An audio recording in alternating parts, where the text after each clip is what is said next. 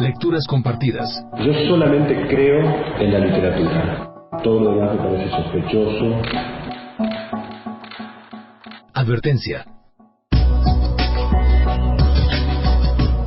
Lecturas compartidas puede causar alta sensibilidad en lectores críticos y atentos. Favor exceder su consumo.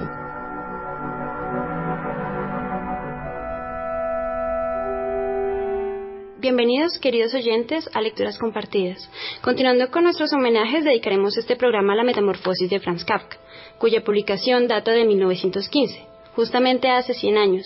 Para empezar con nuestro programa, doy la bienvenida a mi compañera Juana Santos. Hola, Luz Ángela. Y al profesor Leonardo Venegas, profesor de Matemáticas de la Universidad de los Andes, nuestro invitado especial en este homenaje, que nos compartirá un poco de su conocimiento y de su amor por esta gran obra que es la Metamorfosis.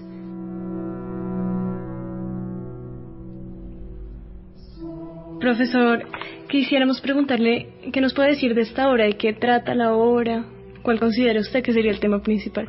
Bueno, pues está delineado desde los primeros renglones. Kafka estaba durante el año de 1912, cuando él tenía como 28 años, estaba escribiendo una novela extensa para el tipo de cosas sobre las cuales él solía trabajar. Y esa novela, que fue llamada inicialmente cuando salió publicada después de la muerte de Kafka, como casi toda su obra, se llamó América. Después, hoy en día se la conoce como El Desaparecido, que era un poco la idea de Kafka. Él estaba trabajando entonces en una novela, y en noviembre, una noche, él solía escribir de noche, una noche tuvo un impulso y empezó a escribir algo que él reconocía como muy, muy extraño, pero no podía detenerse. Y entonces casi que dejó de un lado la novela en la que venía trabajando, como dije, llevaba un año, y se dedicó a escribir esto que él no sabía bien qué forma iba a tener, y corresponde como a un relato extenso o a una novela muy corta, digamos algo tipo 100 páginas, algo de ese estilo. Y entonces dije que desde los primeros renglones se esboza el tema del cual trata, y comienza así. Cuando Gregor Samsa se despertó una mañana después de un sueño inquieto, se encontró en su cama transformado en un monstruoso insecto. Así comienza la obra. Estoy leyendo de la traducción de Marta Kovačić, y creo que algunas versiones en varios idiomas, en lugar de decir que se encontró transformado en un monstruoso bicho o insecto, a veces le dan una ubicación dentro de la morfología al mismo insecto, y entonces a veces escriben una cucaracha o escriben un escarabajo o algo así, pero en el texto en alemán, Kafka escribió en alemán siempre, en el texto en alemán dice un bicho. Entonces comienza así, y el personaje, Gregor Samsa, pues al verse como un bicho, como se acaba de despertar, pues cree que ha dormido mal y que esto pues es una sensación todavía proveniente de su sueño, y que con un descansito mayor tiene que ya recobrar su conciencia de ser una persona corriente. Era un trabajador ese personaje, y debía madrugar a las 5 de la mañana, debía estarse ya arreglando para tomar el tranvía que lo llevaba a vender unos géneros, telas digamos, y él vivía como un empleado y sostenía a su familia en el departamento o apartamento dentro del cual vive. Se encuentran sus padres y su hermana. Pero entonces él espera un ratito y cierra los ojos, en fin, pero otra vez cuando los abre se sigue viendo como un bicho. Trata de moverse y le cuesta mucho trabajo, porque además empieza la descripción detallada. La caparazón del bicho lo tiene anclado, en vista de que las patitas, que él describe como muchas, están hacia arriba, digamos que el bicho está boca arriba, y entonces no tiene juego para poderse voltear, o sea, él no puede moverse. Entonces, pero como además todo es muy novedoso para él, verse como un bicho, y aumenta la presión, no solamente por su extrañeza, sino porque en la puerta golpean pues los de su familia. Su madre recordándole que ya está un poquito retrasado y que él ha sido un empleado impecable y tiene que salir a trabajar inmediatamente.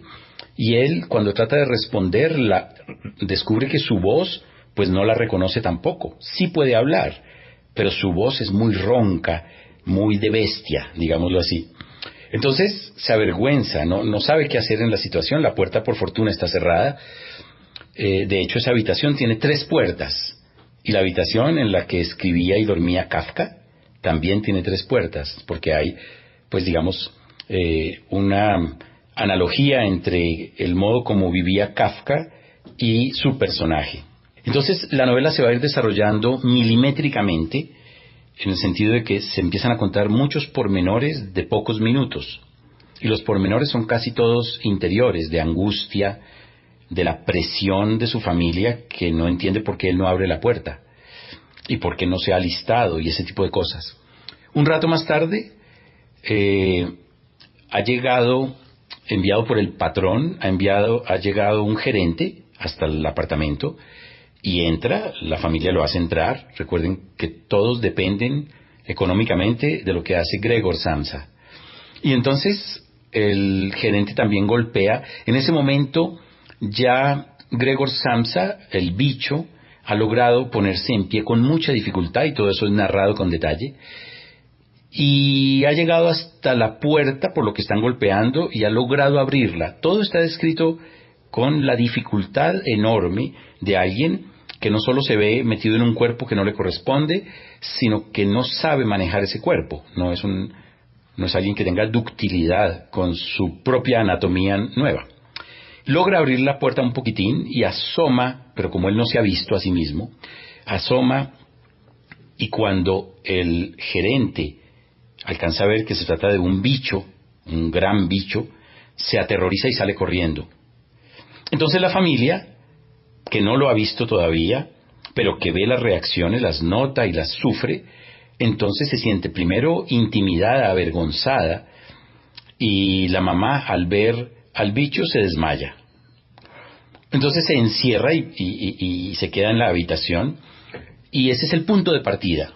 No vamos a contar en este momento el punto de llegada, por si hay candidatos a ser lectores de esta extraordinaria narración, pero sí nos vamos a adentrar un poquito más adelante en algunos de los pormenores de cómo se va desarrollando, sin contar nunca el desenlace.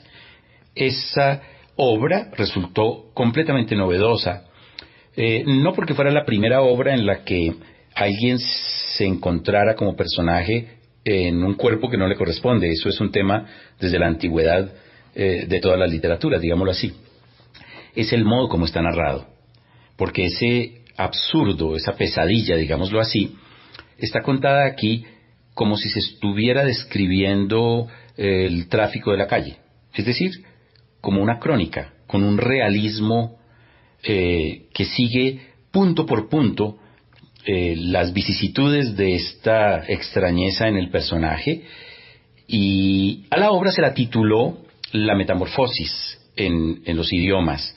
Así no fue como la llamó en alemán Kafka. El nombre, el término utilizado por Kafka en alemán, porque en alemán también existe la palabra metamorfose, el término utilizado por Kafka más bien debería traducirse como la mutación o el cambio. Es algo, porque metamorfosis es un vocablo que, digamos, no solo entra dentro de una historia del empleo de ese término por fuera de la literatura, sino que normalmente indica unas etapas de transición. Pero eso no es lo que pasa en esta obra. El bicho se despierta como bicho en el primer renglón y, digamos, no va a cambiar esa condición, y después no va a adquirir alas ni ese tipo de cosas. Es decir, él permanece en un solo estado desde el primer renglón. Eso no es exactamente una metamorfosis. En cambio, los personajes que rodean al bicho, su hermana, sus padres, todos van a ir cambiando con el transcurso de la obra. Y si se me permite, esa es la verdadera metamorfosis, la que está no en el primer plano de nuestro asombro, pero es la que en realidad muestra una transformación de los demás. Y creo que el lector se va transformando un poco con la lectura. Es decir, esa metamorfosis nos ocurre a todos menos al bicho.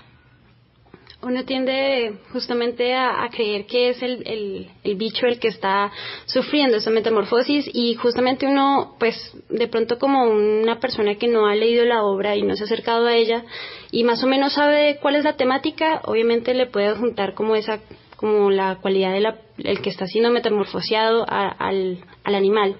Yo quería, pues justamente teniendo en cuenta el cambio pues del título que se hizo en español, pero que originalmente está un poco más relacionado con proceso, o cómo podría ser más que proceso, como un transformación. Sí, transformación, cambio, mutación. Exacto. Ahora, no se trata de discutir el título, la obra ya se hizo célebre con ese título, yo solo hago una anotación por internarnos un poquito más en el modo como trabajaba el autor, pero pues hay la fuerza de los tiempos que lleva a que algunas cosas se hagan conocidas de un modo y bueno, no faltaba más, esas cosas las ha ganado la obra por alguna razón, no importa que tengan un matiz diferente, pero son parte de lo que hoy se considera que es la obra. Si hoy alguien la llamara la mutación o algo así, pues se vería como una precisión erudita, un poco innecesaria. Yo la hice solamente por indicar que en el pensamiento del autor lo que estaba narrando no era el proceso de transformación del bicho, porque el personaje se despierta ya convertido como tal. Si hubiera narrado la noche, digámoslo así, en la que se transforma, tendría más sentido que esa, si la seguimos llamando así, metamorfosis, fuera atribuida al personaje central. Pero, como dije, en la obra él es el único que permanece en el mismo extraño estado en el que se despierta, y así permanece toda la obra. Y todos los demás personajes, que tampoco son muchos, en cambio se van a transformar de un modo, digamos, insospechado para ellos mismos. Y yo me permito decir que los lectores también nos transformamos. ¿En qué sentido considera usted que se da esa transformación, digamos, del lector? Porque cuando uno lee con cierta inocencia, digámoslo así, sin prevenciones, como debería acercarse, supongo yo, cualquiera a la literatura, de un modo desprevenido y gozoso. Cuando uno comienza a leer una obra que dice que alguien se despierta convertido en un bicho y ve que los renglones avanzan, entonces uno comienza como lector con algo que le parece increíble, simplemente. Uno busca ubicarlo, a lo mejor es una pesadilla como lo cree el mismo personaje. Un poco más adelante, supongo yo que el lector no tiene alternativa más que, si quiere disfrutar o padecer el transcurso de la obra, pues tiene que ceñirse a lo que va diciendo la narración. Y en ese caso va descubriendo que esa extrañeza es con la que tiene que convivir tanto el personaje como el que la está leyendo. Entonces la extrañeza no deja de ser extrañeza, pero ocupa el primer plano de la atención. En cambio, al inicio, pues era un asombro sobre el cual uno se puede permitir la incredulidad que quiera. Entonces ya hay un cambio en esa perspectiva. Pero en la medida en que avance la obra y uno vea que los sentimientos, el pensamiento del bicho sigue siendo el del humano que él era un día antes, entonces pues representa algo en todos nosotros. Todos hemos conocido un poquito escenas de exclusión, de rechazo, de sentirnos raros. Y como la literatura, o como las artes, logran esa cosa maravillosa que es que lo que todos los que, digamos, no somos los artistas, tenemos en potencia como bajo la forma de un temor, o de una ilusión, o de un deseo, en fin, pero el arte lo lleva a sus últimas consecuencias, no lo deja en potencia, lo desarrolla. Entonces, los rechazos, el marginamiento, el sentimiento de ser extraños, que lo conocemos todos, pero lo conocemos sin que predomine en nosotros. Aquí va adquiriendo una vocería, una representación. Y entonces, eso lleva a que sintamos pues algo un poco inevitable con el arte, que es simpatía, afinidad. Pero una afinidad que no corresponde a que permanentemente nos veamos como ese bicho, claro que no. sino que algo muy oculto dentro de nosotros está siendo muy bien representado allí.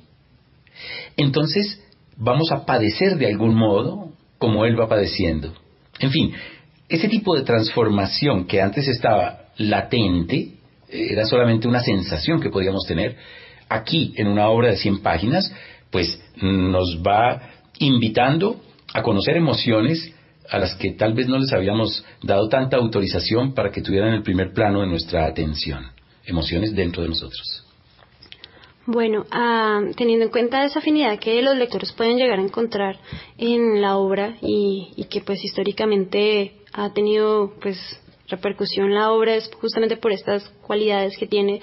Me gustaría mencionar un tema que usted pues tuvo en cuenta ahorita, que fue como la relación que puede llegar a haber entre Gregor Samsa y Franz Kafka, porque bueno, primero es como el mismo núcleo familiar que él desarrolla en la obra, el mismo que pues en la vida real tiene Kafka. También hay teorías sobre la relación que existe entre los dos apellidos, y pues lo que usted menciona que yo desconocía acerca de pues la disposición de la habitación de Franz Kafka, que era muy similar a la de Gregor Samsa. Entonces me gustaría que nos comentara un poco sobre la relación que puede llegar a haber entre el autor y el personaje.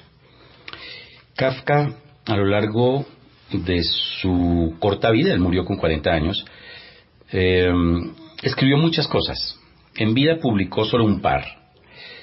Y alguien que fue un amigo de los varios amigos cultos, letrados, muy cercanos a él, en este caso Max Brod, Kafka descubrió la tuberculosis, o fue descubierta en él, un poquito después de que había escrito la Metamorfosis, un par de años después, diagnosticada como tal. Pero él padecía desde tiempo atrás de algunas dolencias y era alguien que buscaba tener una vida, digamos, muy depurada. Él no era una persona de excesos. Las noches las empleaba en el trabajo literario, que era el que más le importaba, y los días, diurnamente, él trabajaba para una empresa de seguros. Él trabajaba como abogado y se debatía entre la dificultad de no tener el tiempo para escribir, aunque todos los días lo hacía, todas las noches propiamente. Vivía en casa de sus padres con sus hermanas, y su padre tenía una personalidad, pues, digamos, muy marcada, muy fuerte, como en tantos seres humanos, y Kafka era el único varón hijo, y su padre, que trabajaba, había montado un negocio, una carnicería, tenía siempre la expectativa de que su hijo pues aprovechara lo que había sido el gran trabajo de su padre para montarlo, y que de algún modo continuara con esa responsabilidad. Para Kafka eso era un problema muy grande. Él no quería realmente asumir ninguna responsabilidad que no fuera su trabajo literario, y solamente iba a la empresa de seguros en la que trabajó unos 15 años. Solamente iba a ella porque era lo que le daba un poco de independencia dentro de su familia y dentro de su vida, para poderse dedicar de noche en secreto en el sentido que mientras todos dormían le estaba escribiendo. Una jornada de Kafka era un poco particular. Todas las mañanas estaba en su trabajo, un poco como el personaje Gregor Samsa, desde muy temprano. Dormía con la ventana abierta aún en invierno. De hecho, Kafka era vegetariano y era muy pulcro en su higiene y esas cosas. Y entonces, después del almuerzo, Kafka descansaba un rato, o sea, dormía, hacía una siesta larguita, ya que iba a trasnochar fuertemente en su trabajo literario. Se encontraba con algunos de estos amigos y después en las noches se encerraba, digamos, a trabajar. Estaba muy cerca de la familia mientras estaba trabajando, pero toda la familia estaba en su reposo. Y él, que escribió todos los días en su diario, además la correspondencia, las cartas de él, pues dan cuenta de cómo vivía él ese aislamiento que él mismo buscaba para poder trabajar en su literatura. Justamente el año en el que escribió la Metamorfosis, recordemos que fue al final del año 1912 cuando se le ocurrió, y trabajó a lo largo de 1913 en ese relato, y fue publicado después en el 15. Eso no tiene mayor importancia en vista de que una vez que él lo corrigió para las pruebas de edición, pues ya nunca más lo tocó. Y si tiene cabida, pues puedo mostrar dentro de un momento, porque tengo los textos de su correspondencia y sobre todo de su diario, dentro de los cuales da cuenta del disgusto que le producía el final de la obra. Y sin embargo, pues la dejó así. O sea, le parecía que tenía deficiencias, en fin. Entonces, Gregor Samsa, en efecto, no solo tiene un gran parecido en las 5 letras del nombre y la semejanza fonética del apellido, sino que no es el primer personaje que tiene esas características. Antes de escribir este relato, él había escrito uno que sí le gustó mucho, que es más directo, o sea, es menos una parábola, como es un poco la Metamorfosis y tantas otras piezas literarias de Kafka magistrales. Es menos una parábola, el veredicto, porque el veredicto es un descubrimiento que el hijo hace del padre, que siempre está recluido en una habitación y que es poderoso, y el padre tiene sospechas de que el hijo tiene una relación con una mujer y no le gusta esa relación. Entonces lo condena al final del relato, y el hijo pues lo condena a que se ahogue, y el hijo sale corriendo y se lanza desde un puente y se ahoga. El personaje ahí se llama Georg Bendemann, y Kafka en su diario tiene anotaciones muy precisas acerca de que Bendemann representa el apellido Kafka por una aliteración, porque ese man en alemán solo le está agregando algo al hecho de que Bende repite la E, y Kafka habla sobre eso. Ahora, es mucho más claro en Samsa, y por supuesto hay eso.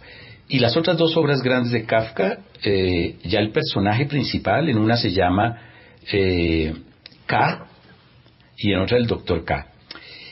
En 1912 Kafka entabló una relación, digamos, afectiva muy importante en su vida. Y esa es con Felice Bauer. Ella vivía en Berlín, Kafka en Praga, y entonces se escribían cartas a diario. Y por hacerlo de esa manera, la correspondencia nos enseña muchas cosas de ellos dos.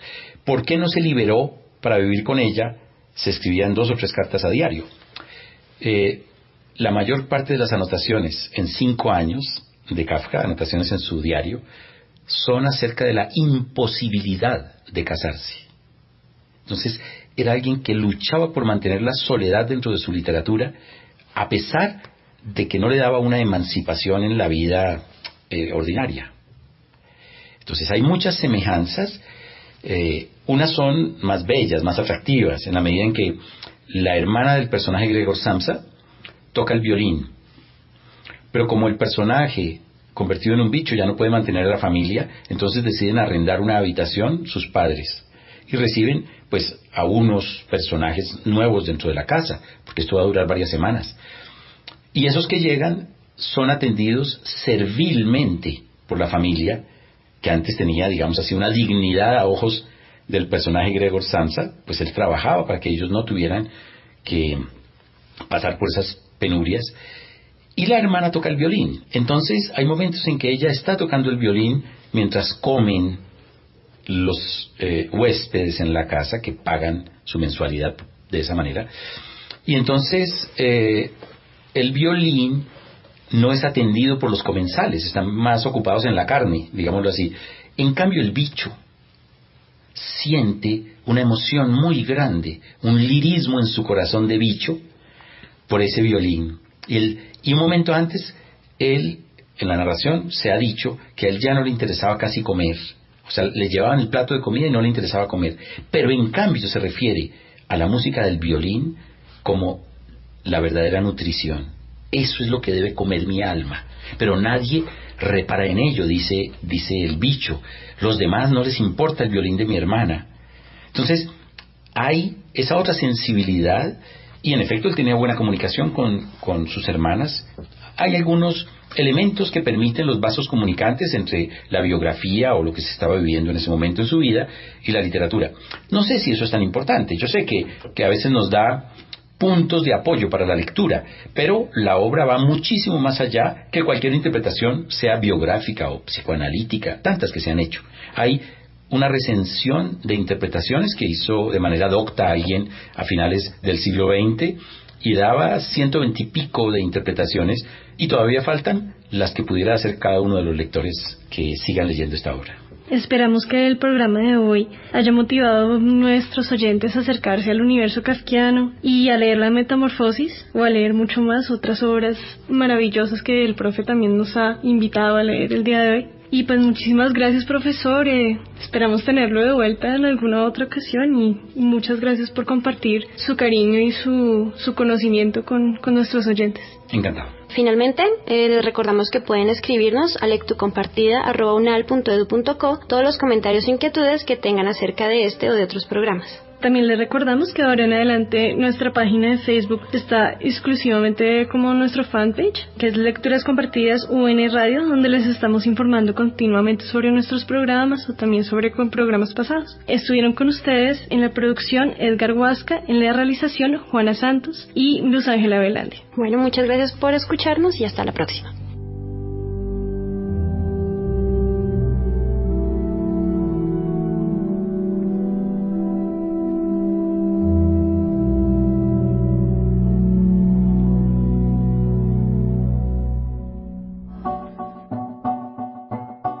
Lecturas compartidas.